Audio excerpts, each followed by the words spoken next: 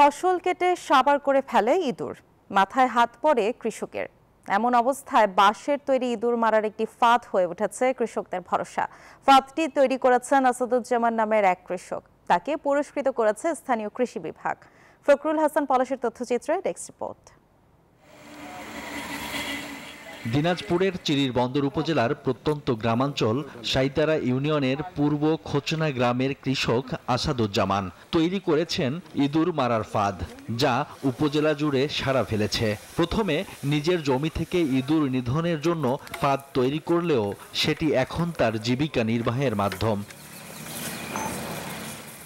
কৃষকরা জানান, আসাদুজ্জামানের তৈরি ফাঁদ ব্যবহারে কমেছে ইঁদুরের উৎপাত, বেড়েছে ফসলের উৎপাদন।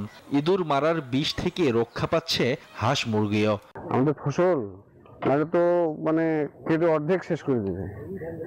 ওনাকে ফোন করে ডাকে নিয়ে এসে এগুলো বসাই। প্রথম দিনে আসলে 10টা মারলো, তারপরে 17টা, এইভাবে সর্বমোট 5-6 দিনে ও 37 আগেই মারে দিল। বীজ দিলে ক্ষতি হয় আমাদের। হাঁস মুরগি যদি যায় ওই খেতে, হাঁস মুরগি মারা যায়। সব ভাইকে পাওয়া যায়, কিন্তু ওনার সিরিয়াল নেওয়া লাগে, প্রতিদিন পাওয়া যাবে না। এখানে আমরা এই প্রযুক্তিটা ব্যবহার করে অনেক উপকৃত। আসাদুজ্জামান জানান, মৌসুমে 2.5 থেকে 3,000 ইঁদুর ধরেন তিনি। প্রায় 7 বছর ধরে ইঁদুর ধরার কাজ করছেন। তার মতো এই কাজে যুক্ত হয়েছেন আশেপাশের অনেক যুবক।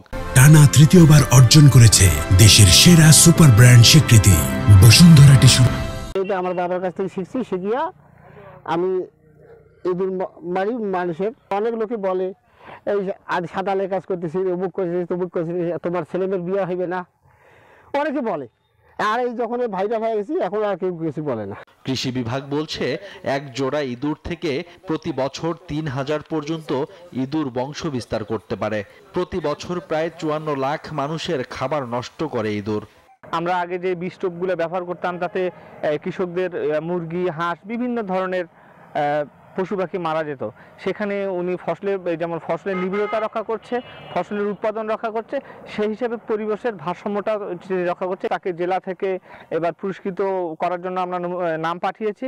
জমিতে ইঁদুর কমানোর বিশেষ উদ্যোগ নেয় আসাদুজ্জামানকে স্থানীয় কৃষি বিভাগ থেকে পুরস্কার দেয়া হয়েছে।